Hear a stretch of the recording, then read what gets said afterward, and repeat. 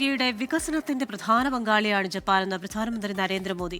Japanese പ്രധാനമന്ത്രി Shigeru ഇഷിബയുമായി Modi കൂടിക്കാഴ്ച നടത്തി.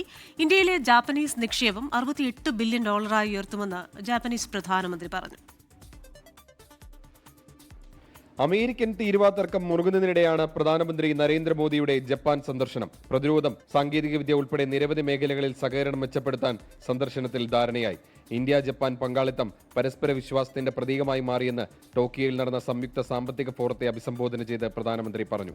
मेट्रो से लेकर मैन्युफैक्चरिंग तक, सेमीकंडक्टर से लेकर स्टार्टअप्स तक, हर क्षेत्र में हमारी साझेदारी आपसी विश्वास का प्रतीक बनी है. ഇന്ത്യയിലെ നിക്ഷേപം $68 ബില്യൺ ഉയർത്തുമെന്ന് ജപ്പാൻ പ്രധാനമന്ത്രി പറഞ്ഞു. മുൻ പ്രധാനമന്ത്രിമാരായ യോഷിഹിഡെ സുഗോ, ഫുമിയോ കിഷിഡ എന്നിവരുമായും മോദി കൂടിക്കാഴ്ച നടത്തി. ഉച്ചകോടിയിൽ അമേരിക്കയുടെ തീരുവയെക്കുറിച്ച് മോദി പരാമർശിച്ചില്ല. എന്നാൽ ചൈന സന്ദർശിക്കാനിരിക്കെ ഇരു രാജ്യങ്ങൾ തമ്മിലെ ഉഭയകക്ഷി ബന്ധം ശക്തിപ്പെടുത്തുന്നതിനെക്കുറിച്ച് മോദി ഓർമ്മിപ്പിച്ചു. അമേരിക്കയുടെ തീരുവ പ്രഖ്യാപനത്തിന് പിന്നാലെ ജപ്പാനിലെത്തിയ മോദിക്ക് വൻ സ്വീകരണമാണ് നൽകിയത്. ജാപ്പനീസ് ഭാഗ്യചിഹ്നമായ ദരുമോ പാവയും മോദിക്ക് സമ്മാനമായി നൽകി.